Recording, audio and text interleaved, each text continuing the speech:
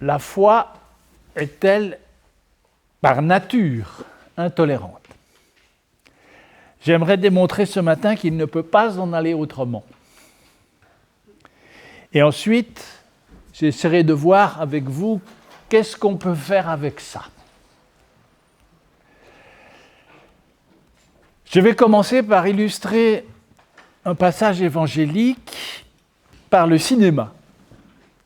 Tout le monde ici connaît, enfin je l'espère, c'est de notre génération, la série Indiana Jones avec Harrison Ford, j'adore cette série, dans lequel il joue le personnage d'Indy. Et dans le 3e volet de cette saga, il y a un film qui s'appelle Indiana Jones et la dernière croisade. Et l'aventure se termine, c'est la quête du Graal en fait, et l'aventure se termine dans un temple caché où Indy doit franchir toutes sortes d'épreuves pour atteindre la salle où se trouve la coupe du Graal, donc selon la légende, la coupe avec laquelle le Christ a servi la Sainte Seine avant sa mort. Et la dernière épreuve consiste à passer un gouffre extrêmement profond. Le héros doit en quelque sorte marcher sur le vide. La scène est très parlante. Il hésite, et puis finalement il se décide, et il pose un pied dans le vide. Et à ce moment-là, il y a un support qui apparaît. Et en fait, il va devoir continuer comme ça, parce que s'il doute, il tombe dans l'abîme. Eh bien, c'est une sorte de mise en image de Matthieu 14, dans lequel Pierre veut rejoindre le Christ qui est dans sa barque et qui doit marcher sur l'eau. Et alors, le Christ lui dit de venir, Pierre avance, à un moment donné, il doute et hop, il coule. Je crois que cette métaphore nous dit quelque chose d'important. C'est que elle nous parle de la foi sur le plan personnel. Et c'est par là que j'aimerais commencer. Foi signifie confiance. Il est possible de définir la foi comme une arche de pont, si vous voulez, qui est jetée sur l'abîme de la peur d'exister. Et c'est comme un pas en avant qui nous permet de traverser l'angoisse qui habite tout être humain. L'arche est solide, elle porte, la confiance est donc bien la foi qui nous porte, c'est aussi ce que dit le psalmiste dans le psaume 121 que j'ai lu en introduction. Évidemment, elle ne supprime pas l'abîme, mais elle permet de franchir l'abîme. Avec elle, il s'agit toujours de tenir ferme dans un monde qui est effrayant. Et ça, c'est l'enjeu personnel. Tous les personnages bibliques témoignent de cela. Abraham, qui part sans savoir où il va, Moïse, Job, les disciples de Jésus, l'homme qui vient avec son fils malade et qui dit à Jésus « Je crois, viens au secours de mon incrédulité », etc. On retrouve toujours cela constamment dans la narration biblique. Il s'agit de la confiance que l'on doit trouver pour triompher du manque et de la peur. Alors en considérant ça sur le plan personnel, on pourrait dire que la foi joue un rôle dans notre économie psychique. C'est un opérateur psychique, en quelque sorte. C'est-à-dire que la confiance donne une assise au psychisme humain. Ce qui veut dire que la foi n'est pas une banale croyance un peu superficielle, mais au contraire, c'est une véritable force qui fait des êtres peureux que nous sommes par nature, des êtres résolus. Et selon Carl Gustav Jung, ce rôle de la foi, ce rôle de solidifier l'économie psychique, est essentielle pour l'équilibre, pour le sens de la vie, et aussi pour le fait de découvrir qui on est. Hein. Dans la Genèse, Dieu parle à Abraham, l'appelle, et lui dit à un moment donné, Lech lecha en hébreu, ce qui veut dire va-t'en, pars maintenant, va vers ton pays, le pays que je te montrerai, mais qui signifie aussi va vers toi-même. Au fond, le texte biblique à ce moment-là est un peu l'équivalent du connais-toi toi-même chez les Grecs. Et je cite juste la première phrase de l'institution chrétienne de Jean Calvin qui dit que toute la somme de notre sagesse, c'est qu'en connaissant Dieu, chacun de nous se connaisse. Ce qui est formidable comme phrase, extraordinaire. Hein. Mais on est donc là, effectivement, la foi organise l'économie psychique. Et cet aspect, c'est vraiment de l'ordre de l'expérience vivante. Je ne vous parle pas de concepts abstraits, là. Donc il y a un lien avec ce qui nous est le plus intime et probablement le plus précieux. Il est question de ce qui me fait tenir debout dans la vie, de ce qui me fait être. Du coup, l'adversaire de la foi, c'est ce qui l'attaque, c'est-à-dire le doute. Pierre doute et il coule. Hein. Si Indy doute, il tombe tout en bas du précipice. Bien sûr, je parle ici du doute négatif, du mauvais doute, celui qui corrode la confiance, celui qui nous désarme face justement au manque et à la peur. Parce qu'il y a aussi un doute positif. Le doute qui permet de distinguer le vrai du faux, c'est celui de Descartes. Hein. Le bien du mal, celui qui nous permet de débusquer les idoles qui nous piègent, etc. Mais du coup, l'intolérance envers ce qui nous menace, envers notre économie psychique et spirituelle, eh bien, elle est nécessaire, elle est utile, et elle est souvent justifiée, parce que on doit aussi veiller à ne pas se laisser déstabiliser plus profondément que nécessaire, c'est-à-dire que les déstabilisations que nous recevons de l'extérieur ne doivent pas aller jusqu'à nous faire chuter et tomber en dehors de la foi. Il faut se rappeler que toucher à la foi de quelqu'un, c'est d'abord toucher à son identité profonde. On en a eu un exemple, je crois, ces derniers temps, avec les histoires autour du blasphème et des caricatures. Hein? On s'est rendu compte que les réactions, elles pouvaient être plus que violentes. Même exacerbées, et extrêmement meurtrières. Et du coup, on doit se poser la question de savoir s'il n'y a pas une possibilité d'émettre des critiques sans blesser les personnes. Moi, sur la question de Charlie Hebdo, je condamne évidemment avec la dernière énergie l'assassinat, mais je n'ai jamais été Charlie.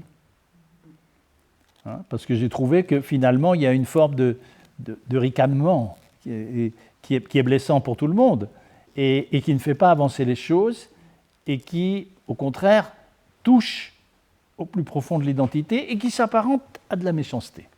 Voilà. Même pastoralement, il m'est arrivé dans mon ministère de rencontrer des gens qui avaient des croyances naïves à propos de la Bible. Et au début, on entreprend d'en montrer que tout ça ne tient pas debout. Et bon, les gens sont moyennement convaincus.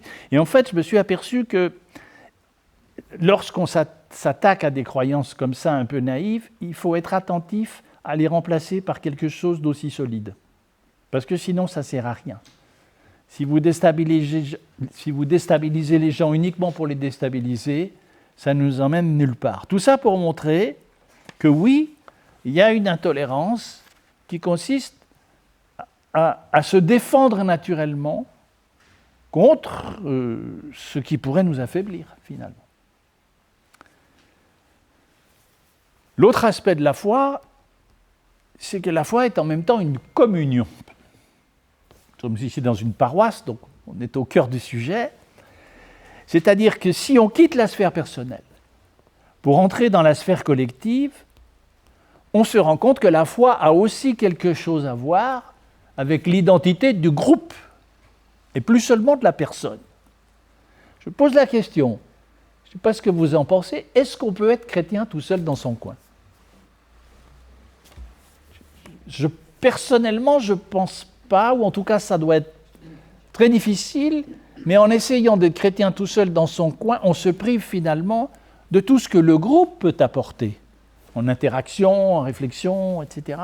Donc parfois, certaines personnes vous disent « Oh ben moi, je suis chrétien dans mon coin, ça me suffit, je ne demande rien à personne. » Et je ne suis pas sûr que ce soit très solide, même si peut-être ça peut exister, mais ça doit être assez rare. En fait, la foi est non seulement un opérateur psychique, mais c'est aussi un opérateur qui crée un groupe, qui le structure. Elle transforme des individus séparés en une communion, en une communauté, en une assemblée, comme on le dit.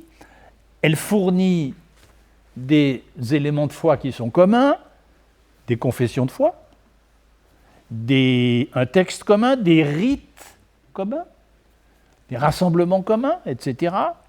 Et elle efface un peu les différences individuelles pour créer une unité. Et ce phénomène-là, on l'appelle l'Église chez nous. On sait combien la question de l'unité est au cœur de la problématique de l'Église depuis toujours. Depuis toujours. La question de l'adhésion au groupe a beaucoup de poids. Elle crée tout le problème de la loyauté aussi, bien sûr, par rapport au groupe. Et elle a un effet paradoxal. C'est que dès lors qu'on critique la foi de quelqu'un, on s'attaque au groupe. Et le groupe réagit aussi. Cette dimension collective, elle est identitaire, je l'ai dit, et de nouveau, elle n'est pas très tolérante. Elle se défend contre ce qui vient d'extérieur. C'est vrai, on voit bien comment ça fonctionne dans nos paroisses. Il y a une certaine résistance à la nouveauté pour la nouveauté. Lorsque une nouvelle personne se présente, l'accueil des nouveaux, c'est intéressant. C'est ritualisé. Quelqu'un qui veut entrer dans l'Église, eh bien, il y a un petit rite d'entrée qui est prévu. On solennise la chose au cours d'un culte. C'est une confirmation d'adulte, comme s'il fallait valoriser tout ça. Et du coup, il peut y avoir une certaine méfiance vis-à-vis d'autres formes de foi qui sont ressenties comme concurrentes. Voilà. Donc vous voyez que sur tous les plans, on a quand même affaire à quelque chose qui ne facilite pas la circulation. Et je vais aller plus loin sur ce plan collectif, en allant plus loin que la dimension de communion elle-même. Je vais parler de culture et de civilisation. C'est-à-dire que la foi, en partie en tout cas, participe aussi de ce que nous appelons une culture ou une civilisation. Il y a une formule qu'on prête à André Malraux, je ne l'ai pas vérifiée, je m'en excuse, elle est peut-être apocryphe, mais elle est intéressante, qui dit « une civilisation, c'est une religion avec tout ce qu'il y a autour ». C'est assez vrai. Prenons la civilisation européenne. La définition classique de la civilisation européenne, c'est de dire qu'elle est au confluent de trois courants, la philosophie grecque, le droit romain et la foi chrétienne. C'est vrai que ce sont ces trois courants qui ont créé ce qu'on a appelé la chrétienté l'état de chrétienté qui a duré des siècles au Moyen-Âge et même au-delà, parce que même à la Réforme, il y avait une chrétienté protestante face à une chrétienté catholique, mais c'était toujours une chrétienté, c'est-à-dire une culture dans laquelle l'Église était dominante, elle réglait les mœurs, et c'est elle qui codifiait la morale. Alors nous en sommes sortis, bien sûr, aujourd'hui, mais je pense qu'il y a des restes, et peut-être plus qu'on ne croit, parce que un pays protestant, ce n'est pas tout à fait la même chose qu'un pays catholique, et un pays orthodoxe, c'est encore différent. Il n'y a pas les mêmes réactions. Moi, je suis frappé de voir les différences de réaction simplement au niveau citoyen entre la France et la Suisse. La Suisse qui reste quand même très marquée par l'empreinte calviniste, même s'il y a évidemment aussi des cantons catholiques, je ne le nie pas du tout, mais quand même ça joue un rôle sur le plan de la responsabilité individuelle, sur le plan d'un certain libéralisme économique, etc. Tout ça, ce n'est pas la même chose qu'un étatisme qui mêle à la fois le souvenir de la monarchie et le jacobinisme de la Révolution, et qui au fond fait assez penser au principe pyramidal du catholicisme. Je le dis sans critique, c'est juste une observation. Et bien des gens qui participent de ça ne le savent même pas. Ils n'en sont pas conscients. Ça existe, mais ça existe. Et alors, évidemment, à plus forte raison, quand on se confronte à d'autres cultures, à d'autres civilisations. La civilisation islamique, la civilisation juive, hindouiste, bouddhiste, etc.,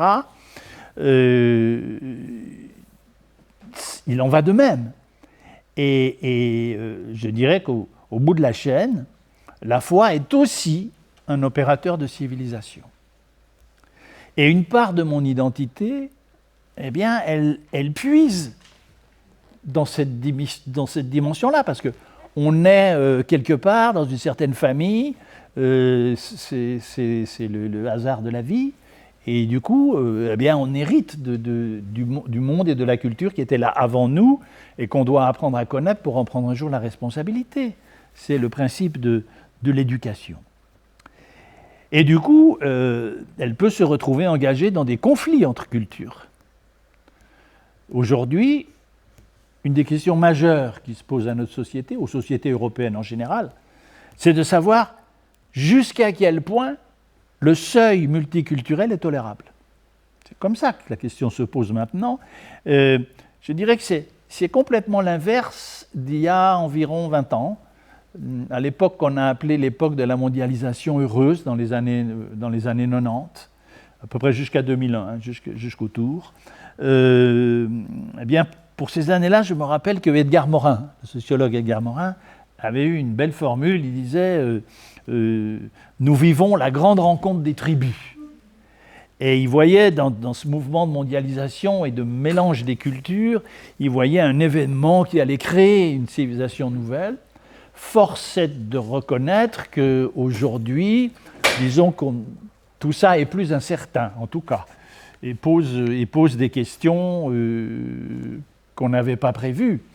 Si vous prenez l'actualité immédiate, je ne veux pas m'étendre dessus, mais je le note en passant, sur ce qui se passe en ce moment au Moyen-Orient, vous avez des pointes messianiques partout, qui viennent de différents types de foi, et je ne dis pas que c'est la seule grille de lecture, mais se priver de cette grille de lecture-là, c'est ne rien comprendre à ce qui se passe. Hein, et de tous les acteurs, aussi bien les Américains que les Iraniens que les Israéliens. Hein, voilà. Donc ça va plutôt dans le sens de ce que je dis, c'est-à-dire que du coup, les formes de foi ont tendance non seulement à s'exclure, mais plutôt à se combattre.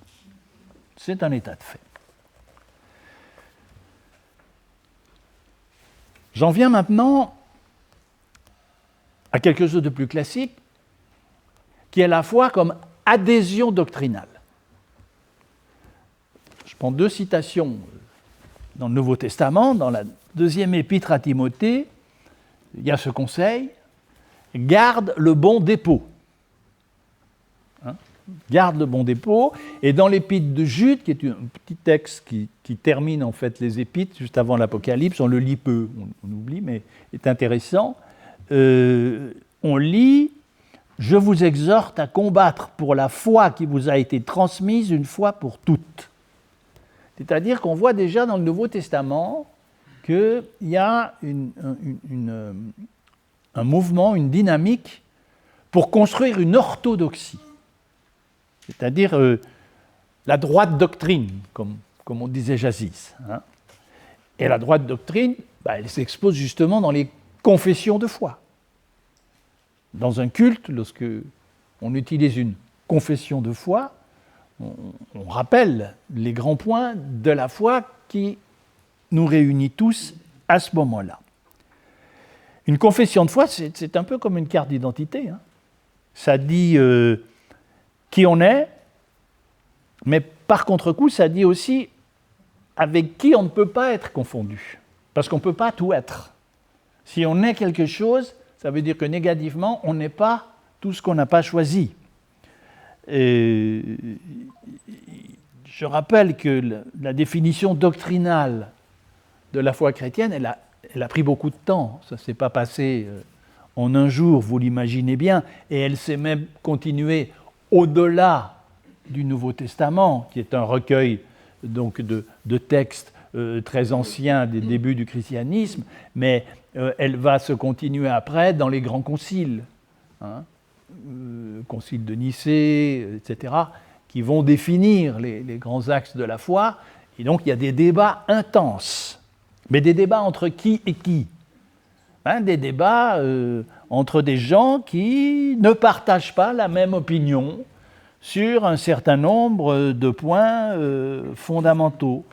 Je dirais même que finalement ce combat pour l'orthodoxie, pour la juste doctrine, il n'est pas fini, puisque aujourd'hui, être catholique, être protestant, être orthodoxe, ce n'est pas la même chose.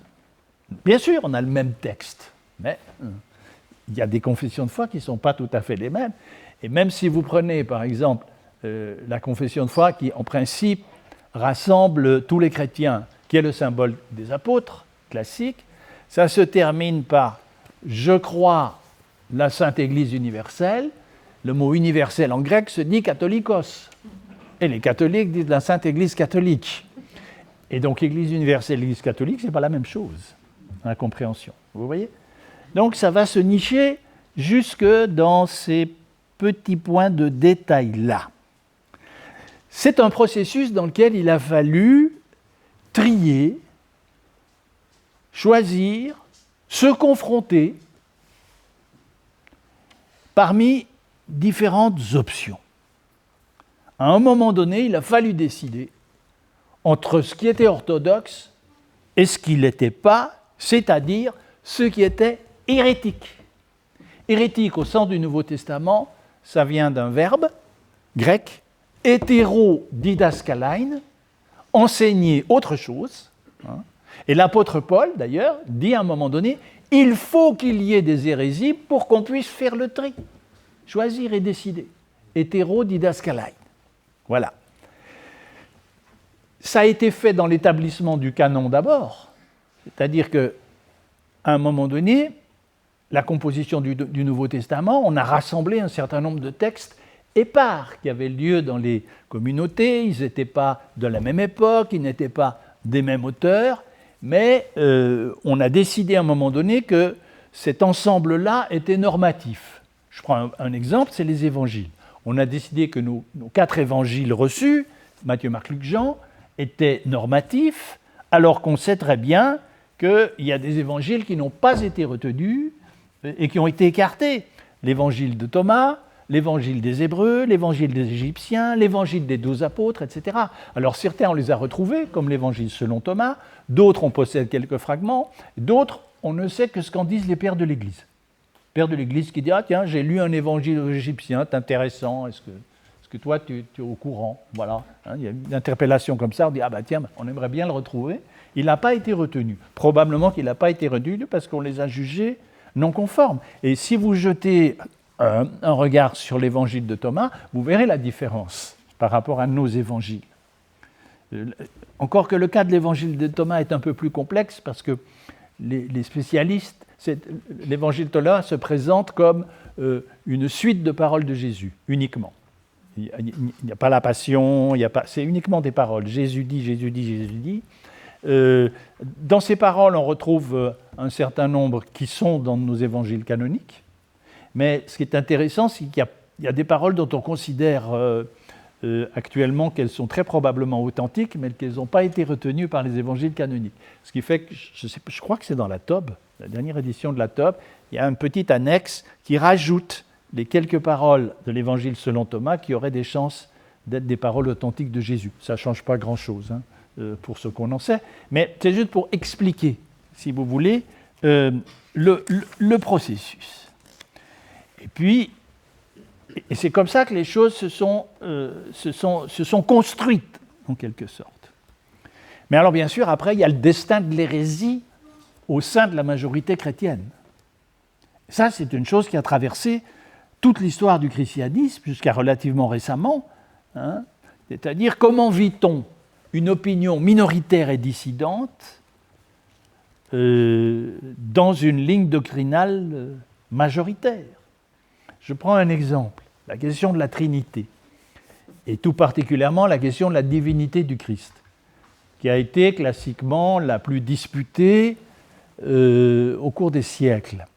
Bon, au départ, il n'était pas acquis que les partisans de la divinité du Christ l'emportent, puisqu'il y avait ce qu'on appelait l'Église arienne, c'est-à-dire dirigée par le prêtre Arius, qui posait, lui, que Jésus était un prophète comme Moïse, mais qu'il n'y avait pas de divinité en lui, même si ça avait été un homme exceptionnel.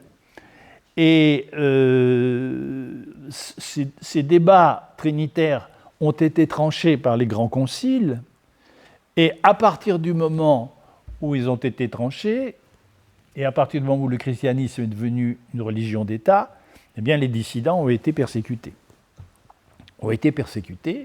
Mais vous avez ce débat constamment. Je vous rappelle que Michel Servet, dans la pierre là est pas loin, le principal reproche qui lui était fait, c'est d'être antitrinitaire. Et bien, et de ce point de vue-là, on peut comprendre que Calvin n'ait probablement pas eu d'autre choix que de prendre la décision qu'il a prise, parce que si les réformateurs avaient été accusés d'être des antitrinitaires, probablement que leur compte était fait.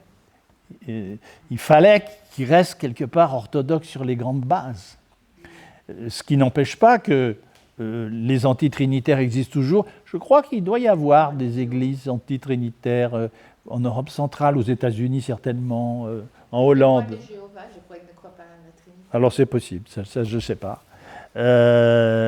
Voilà, ça peut exister, mais il faut savoir que ça a été un grand débat. Alors maintenant, vous savez, l'autre jour, j'ai béni un mariage, et ensuite il y a une réception, et une jeune femme qui assistait au mariage me dit, voilà, moi je suis juif, j'appartiens à la communauté juive, ça m'a beaucoup intéressé ce que vous avez dit. Puis elle me dit tout à trac, mais dites-moi, est-ce que vraiment les protestants croient que Jésus était Dieu? Là, comme ça. Alors, j'ai dit, écoutez, officiellement oui. Maintenant, si on faisait un sondage, on aurait des surprises, probablement. Voilà. Il y a une manière aussi de vivre le dogme sans non plus se faire complètement écraser. Mais enfin, c'était si. Donc, finalement, avec l'orthodoxie apparaît la notion d'erreur dangereuse à combattre. Et on va parler du venin de l'hérésie. On va en parler comme d'une maladie, d'une sorte de peste qu'il faut éradiquer pour garder le corps social, non seulement le corps de l'Église, mais le corps social en bonne santé. Et c'est un crime qui est un crime je dirais, de première grandeur, enfin, notamment au Moyen-Âge. Et pour en sortir, eh bien, ça va être un long combat. C'est là que le nom de Castellion est important, c'est sa réaction notamment à l'exécution de Servet. Et au fond, le premier livre que publie Castellion sous un pseudonyme, ça s'appelle « Le traité des hérétiques ». Et la question qu'il pose, c'est de savoir si l'hérésie, qui est en fait une pensée différente, peut être considérée comme un crime. Est-ce qu'on peut criminaliser la pensée? Tout a commencé comme ça. C'est pour ça que le nom de Castellion est si important. Parce qu'il va avoir ensuite, évidemment, j'en ai déjà parlé pour la liberté d'expression, on rejoint absolument ce thème-là. Mais enfin, disons qu'on voit bien qu'avec cette histoire d'hérésie, de nouveau, la foi n'apparaît pas non plus sous un jour très aimable, ou en tout cas très tolérant. On peut le dire. Voilà donc le bref parcours que je propose. Peut-être on peut prendre un moment. Est-ce que vous avez une réaction par rapport à ça, ou est-ce que vous paraît assez clair? Ou une remarque? Il y a deux niveaux de foi. La première, où c'est l'individu type Orfeo, pour donner un exemple, mais il y en a d'autres, qui n'a pas le droit à l'erreur à craquer sa foi parce que sinon il tourne et la femme reste à l'enfer. Oui, voilà, oui. Ou au niveau des femmes qui tournent la tête à l'arrière et oui, deviennent celles. Oui. Donc ça, c'est zéro chance de casser parce que tu perds tout. Avec l'Église, il y a cette tolérance, il y a l'acquisition. Mais dans la chrétienté, surtout sur le protestantisme, on a chance à l'erreur. On a chance à faire une vie débridée et si à la fin on a le salut. Oui, bah, tout est valable, c'est la question. Je me pose la question de savoir si c'est la foi protestante au départ ou un effet de la sécularisation. Je ne suis pas persuadé, d'ailleurs j'ai évoqué Calvin, que les réformateurs étaient des gens très tolérants. Ils ne l'étaient même pas du tout. Je pense qu'ils devaient ressembler à certains évangéliques purs et durs au départ. Et d'ailleurs, ils n'avaient pas le choix, parce que s'ils voulaient construire quelque chose, le doute n'était pas permis. Il y a des textes de Calvin et de Luther là-dessus. Pour affronter une chose aussi énorme qu'était l'Église catholique à l'époque, on ne se rend pas compte le risque qu'ils ont pris, ces gens-là. C'était un peu fou. Il fallait vraiment ne pas douter et donc exclure tout ce qui n'était pas dans la ligne. Et les réformes magistérielles ont été très excluantes. J'ai parlé de Servet, mais il y a la question des anabaptistes aussi, dont on pourrait parler, et d'autres encore. J'ai l'impression que cette image d'une foi protestante tolérante et ouverte, j'ai le sentiment que, évidemment, ça passe un peu à travers Jean-Jacques Rousseau et les Lumières, qui sont dans la suite de Castellion, par-delà les siècles. Ça passe par là, et surtout, ça passe par la sécularisation. C'est-à-dire que par le fait que nous sommes sortis de l'état de chrétienté, et que désormais, la foi ressort beaucoup de la sphère privée, mais ce n'est plus un enjeu social. Je veux dire, c'est la séparation de l'Église et de l'État. La laïcité, c'est ça, c'est la définition. Et c'est ça qui permet en fait de relativiser et de calmer un peu. D'ailleurs, les problèmes que nous avons aujourd'hui avec d'autres types de foi, l'islam pour ne pas le nommer, c'est justement cette non-séparation. C'est d'avoir une pensée globalisante qui unit tout. Politique et religion en islam, c'est la même chose. On ne peut pas faire la différence. Et c'est toute notre difficulté par rapport à ça. Donc, je dirais plus ça. Maintenant, sur la question du salut, de dire qu'on croit, on sera sauvé, donc on en profite, c'est un peu court. Je veux dire, normalement, il doit y avoir quand même un changement dans la vie de celui qui s'engage dans la foi, ce qui ne veut pas dire qu'il ne peut pas faire d'erreur, parce qu'on est tous soumis à l'erreur et au péché. Mais évidemment, si ça devient simplement un prétexte, je trouve que c'est un peu... oui, c'est quand même pas très sérieux, quoi. Voilà, c'est tout. Bien. Alors bon, comment s'en sortir ? Je vous ai dit, je voulais vous démontrer que la foi n'est pas très tolérante, je crois que c'est fait. Maintenant, on s'en sort comment ? Alors, il y a actuellement un courant qui a dit, on va aller chercher le mot magique, inclusion. Ça, c'est le mot magique. Tout est inclusif aujourd'hui. Le problème, c'est que quand c'est inclusif, on ne sait pas si on va y avoir sa place. Ça, j'en parlerai tout à l'heure. On a inventé la foi inclusive. C'est très contemporain. C'est souvent revendiqué par des gens qui se disent progressistes, qui veulent faire avancer les choses, y compris dans l'Église. La foi inclusive, elle insiste sur l'accueil inclusif dans l'Église, ou ce qu'on appelle parfois l'accueil inconditionnel. C'est-à-dire qu'on peut faire partie du groupe sans condition. Bien, venez comme vous êtes. En gros, c'est ça. Et à la limite, venez comme vous êtes, quelles que soient vos opinions théologiques. Je ne parle pas ici des orientations sexuelles, c'est un autre problème, mais on reste sur ce plan-là. Hein? Bon. Ce qui veut dire que, d'une certaine manière, l'inclusion se veut la solution, ça se veut une tolérance absolue. Tout le monde est dedans, personne n'est dehors. Quand on tient des discours comme ça, en général, ça veut dire qu'il y en a beaucoup qui sont dehors, en fait. D'ailleurs, on le voit dans les faits. On le voit dans les faits. Hein. Ça aboutit exactement en sens inverse. Mais enfin, la lecture que ce courant fait de la Bible est très sélective. On ne retient que les textes qui parlent de l'amour du prochain, à l'exclusion des autres, et puis tous ceux qui vont aller dans le sens de l'accueil des marginaux, des opprimés, des féministes, des migrants, des pauvres, etc., etc. Donc, si vous n'êtes pas marginal, pas opprimé, je ne dis pas féministe parce que tout le monde l'aime, mais pas migrant et relativement pas pauvre, vous posez la question de savoir si vous êtes inclusif aussi. Hein. Donc, on voit que, en fait, il y a un problème. Et les pages qui dans la Bible ne vont pas dans ce sens, elles sont annulées. C'est la cancel culture. Hein. On annule ce qui ne nous plaît pas. Hein. Donc on se fabrique un autre réel de référence. Voilà.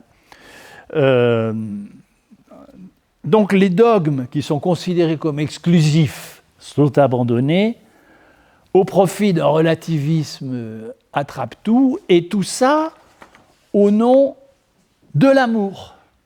En général, le mot, c'est Jésus aime tout le monde, donc ça résout tout. Le problème, c'est qu'on le sait bien, l'amour ne résout rien, au contraire, il pose beaucoup de problèmes. Hein. L'amour unique, global, c'est extrêmement angoissant, je trouve. Hein. C'est vraiment, c'est à souhaiter à personne finalement. Parce que l'amour, il doit aller avec d'autres choses. Puis d'ailleurs, un amour sans jalousie, qu'est-ce que c'est? Ça n'existe pas. Ben oui, on a parlé du Dieu jaloux la fois dernière.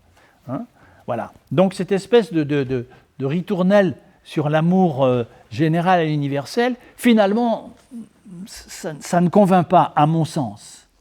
Et puis, tous les aspects doctrinaux principaux sont écartés. Mais alors de quoi est-ce qu'on va parler? Eh bien, on va privilégier justement la lutte contre les oppressions systémiques, c'est-à-dire que la foi inclusive se veut au fond un justice warrior, hein, un guerrier pour la justice. Et finalement, c'est la version chrétienne du woke. Bien. Sur le plan de la tolérance, à mon avis, on ne gagne rien. On ne gagne rien parce que si la tolérance, ça consiste à vider la foi chrétienne de son contenu, ce qui va s'arrêter, c'est la transmission. Hein? Garde le bon dépôt. Garde le bon dépôt, ça veut dire... Pourquoi tu dois garder le bon dépôt? Parce que tu vas devoir le transmettre. Et pour le transmettre, il faut qu'il soit dans le meilleur état possible, le moins corrompu possible. Hein? C'est la raison pour laquelle on a fait un recueil de textes auquel on ne touche pas, on interprète, mais le texte lui-même, on ne le touche pas. C'est le principe. Mais si vous avez une foi chrétienne qui n'a plus de contenu, qu'est-ce qu'on va transmettre? On ne va plus rien transmettre, au fond. Et puis, de cette forme de tolérance, justement, sont exclus toutes celles et ceux qui ont un certain souci du contenu quand même, et puis qui comprennent ces enjeux de transmission. Ce sont des gens qui disent volontiers, qui sont confessants. Confessants, ça veut dire quoi? Ça veut dire avoir une vision un peu structurée de ce en quoi on croit. Moi, je pense que être déjà quand on se rend à un culte, d'une certaine manière, on confesse quelque chose, parce que le culte est un acte qui ne se fait pas ailleurs. C'est un acte extrêmement particulier, spécial. Il n'y a rien qui ressemble à un culte. Hein.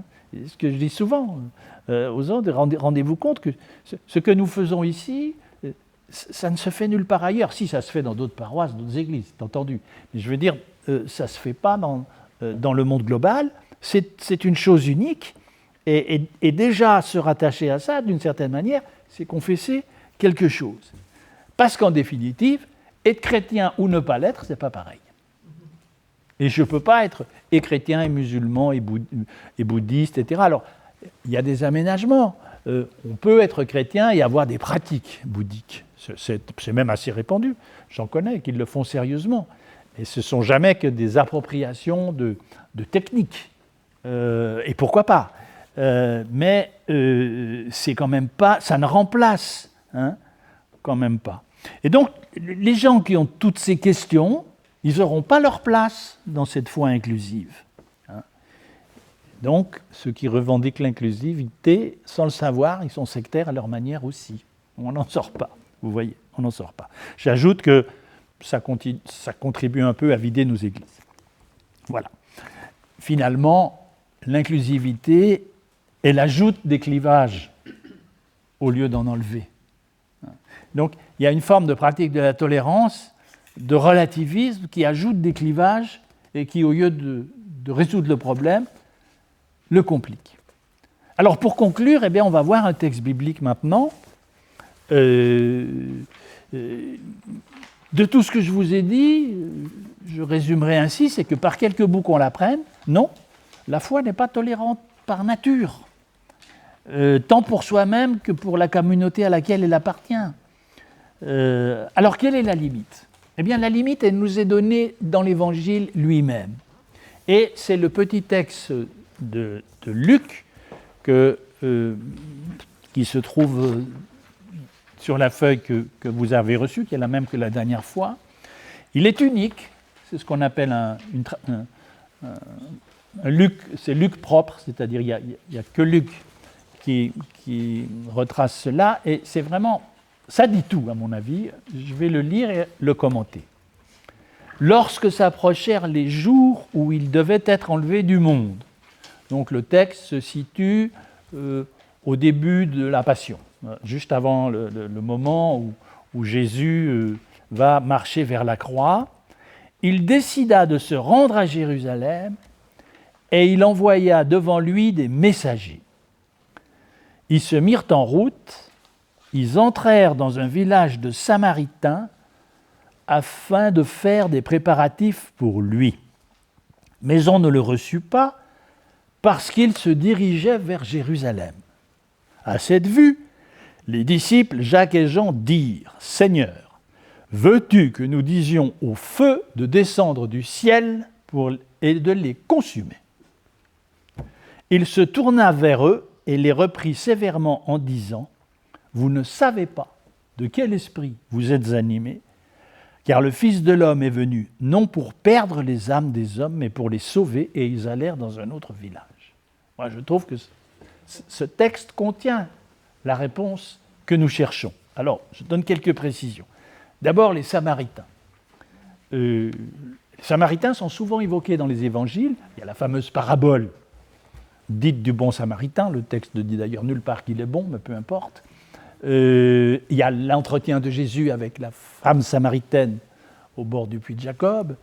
Et dans le contexte de l'époque, dans l'ambiance culturelle dans laquelle vivait Jésus, le Samaritain, c'était l'hérétique par excellence.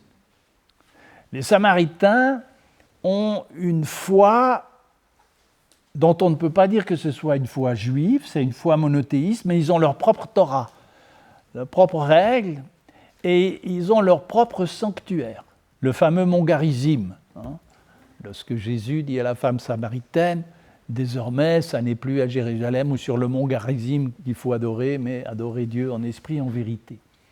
Donc ils ont une pratique différente que les Juifs de l'époque considèrent comme hérétique. Il suffit que le Samaritain est méprisé et rejeté. C'est peut-être pour ça d'ailleurs que Jésus va le rechercher pour sa parabole, parce que ce phénomène du minoritaire doit l'intéresser par rapport à ce qu'il a à dire. Donc ils arrivent dans ce village de Samaritains, et là on ne les reçoit pas parce qu'ils vont vers Jérusalem. Ben oui, c'est-à-dire que les Samaritains à partir du moment où on leur dit nous allons à Jérusalem, vous êtes des Juifs, donc il n'y a pas de place pour vous chez nous. On voit déjà l'état d'intolérance qui règne des deux côtés. Des deux côtés. Il y a une intolérance des Samaritains qui refusent de les recevoir. Bien. Et alors, à ce moment-là, les disciples disent « Veux-tu que nous disions au feu de descendre du ciel et de les consumer ?» C'est-à-dire qu'il faut les brûler. Il faut les brûler, qu'il n'en reste pas un. Voilà. On les brûle tous. Hein. Malheureusement, on sait qu'avec l'Inquisition, bon, voilà, ce que ça a donné plus tard. Et c'est la réaction typique du fanatisme. C'est-à-dire de dire, celui qui ne m'accueille pas, donc celui qui refuse ce que je crois, je dois l'éliminer, parce que je ne saurais vivre dans un monde où il existe. Donc la solution, c'est de l'éradiquer d'une façon définitive. Et il y a la réponse qui est vraiment extraordinaire. Vous ne savez pas de quel esprit vous êtes animé. Comme si Jésus disait qu'il peut y avoir dans la foi des pulsions que nous devons apprendre à gérer, à contrôler. Et je pense que ces pulsions, elles posent une limite. La limite, c'est de ne pas s'en prendre à l'être humain de façon physique, ou de façon... ne pas s'en prendre à l'autre pour le détruire. En fait, le fanatisme conduit toujours au sacrifice humain. Avec le phénomène du fanatisme, qu'il soit religieux, qu'il soit idéologique, on aboutit à des formes sacrificielles. L'histoire le montre constamment, et c'est toujours vrai aujourd'hui d'ailleurs. Et ça, c'est ce que la Bible interdit, parce que le sacrifice humain, c'est le retour au culte païen d'avant la révélation. C'est une interprétation qu'on peut donner de l'épreuve d'Abraham lorsque Dieu lui demande de sacrifier son fils, Isaac, pour montrer qu'il est obéissant à Dieu. Et alors, ce passage, classiquement, est interprété comme l'héroïsme d'Abraham qui est prêt à sacrifier son fils pour suivre Dieu, et que c'est vraiment la preuve qu'il est un chevalier de la foi, même Kierkegaard va dire ça. Et en fait, on peut faire une toute autre lecture. Vous savez, à la fin du récit, donc, Dieu demande à Abraham d'aller sacrifier son fils. La réaction d'Abraham est stupéfiante. Normalement, vous vous rappelez, Isaac, c'est le fils de la promesse. Donc il est précieux entre tous les précieux, si j'ose dire. Et Abraham, il ne réagit pas. Il n'y a aucun moment où il dit à Dieu, mais qu'est-ce que tu me demandes ? Qu'est-ce que tu me racontes ? Tu me fais une promesse, c'est un miracle qui soit né parce qu'on était trop vieux pour ça, et maintenant tu veux que je te sacrifie, tu ne sais pas ce que tu veux, tu es complètement incohérent. Hein ? Il devrait y avoir une protestation, ou il devrait simplement refuser. Hein ? Pas du tout. Il agit comme un robot, c'est très frappant dans le texte, il dit rien, il prépare le petit bois, l'âne, tout ça, il ment probablement à sa femme en disant qu'il va faire un tour, et il part. Et au moment où il prend le poignard, et il y a l'ange qui l'arrête, et puis un bélier qui va être sacrifié à sa place. Moi, je trouve qu'on ne voit pas assez que ce texte parle de la fin des sacrifices humains. On entre dans une révélation qui ne tolère pas le sacrifice humain au nom d'une foi. C'est comme si Dieu dit... Je sais maintenant que tu crains Dieu, mais c'est comme s'il disait, sans le dire, mais c'est moi qui ajoute, ça va, on a compris, mais je pense peut-être qu'il faudrait veiller à ne pas aller trop loin. Donc c'est comme une leçon qui est donnée. Hein. Et le bélier, c'est le début des sacrifices animaux, ça représente un peu la loi qui intervient, c'est pour ça qu'il faut de la loi. Hein. Donc c'est une lecture qu'on peut faire, alors elle est minoritaire, mais elle est importante. Et c'est de la même chose dont il est question ici. De quel esprit est-ce que vous êtes animé ? C'est-à-dire qu'il y a en nous des pulsions, et notamment des pulsions de l'anéantissement de l'autre dès lors qu'il offre une résistance à ce que je suis. Si ma foi doit aboutir à l'anéantissement de l'autre, il faut tout plier, c'est raté. C'est raté. C'est quand même la grande leçon de la Bible, ça. C'est la grande leçon de la Bible. Excusez-moi. Oui. C'est aussi un message de respect de la foi des autres. Aussi. C'est ça. Alors, là aussi, c'est intéressant. Le texte se conclut en disant « Ils allèrent dans un autre village ». Ils n'essayent pas de les convertir. Ils n'essayent pas non plus de se convertir à la foi des Samaritains. Ils disent simplement « Ils croient ce qu'ils veulent, ce n'est pas notre sujet, nous passons notre chemin ». C'est intéressant. C'est-à-dire que finalement, tout le monde a un peu droit à son type de foi, à certaines conditions. Ce qui signifie que nous-mêmes, nous devons toujours garder à l'esprit qu'il y a un petit inquisiteur qui se cache quelque part. Vous connaissez la parabole du grand inquisiteur de Dostoïevski, n'est-ce pas, qui se passe à Tolède pendant l'Inquisition. Le grand inquisiteur interroge le Christ et au fond, il lui dit qu'il ne peut pas faire autrement que de le condamner parce que le Christ est venu pour libérer les hommes et que cette liberté, il ne peut pas la supporter et que donc c'est pour ça qu'il sera condamné. Le grand inquisiteur, c'est un peu chacun de nous aussi. Et oui, il y a dans le religieux et aussi dans certaines formes de foi un aspect nocturne. Il faut en être conscient, il faut veiller, il faut garder un œil dessus, parce que ça appartient à notre condition humaine. Nous ne sommes pas encore dans le royaume. Nous ne sommes pas encore dans le royaume. Hein. C'est pour ça qu'un certain discours sur la pureté m'a toujours beaucoup gêné. Je ne parle pas de pureté rituelle, mais je parle là vraiment on veut la foi pure, la pure doctrine. Ça, c'est quelque chose qui m'interroge énormément. Bernard-Henri Lévy avait écrit il y a longtemps, dans sa jeunesse, un bon livre. Il a écrit quelques bons livres parfois, mais un livre très intéressant qui s'appelle « La pureté dangereuse ». C'est un livre qu'on devrait relire aujourd'hui parce qu'il n'a pas perdu son actualité, où il souligne ça justement, en disant que dans la quête de la pureté, il y a en fait quelque chose du fanatisme qui se glisse rapidement, et il y a surtout un oubli fondamental, c'est que la quête de la pureté oublie qui nous sommes en réalité.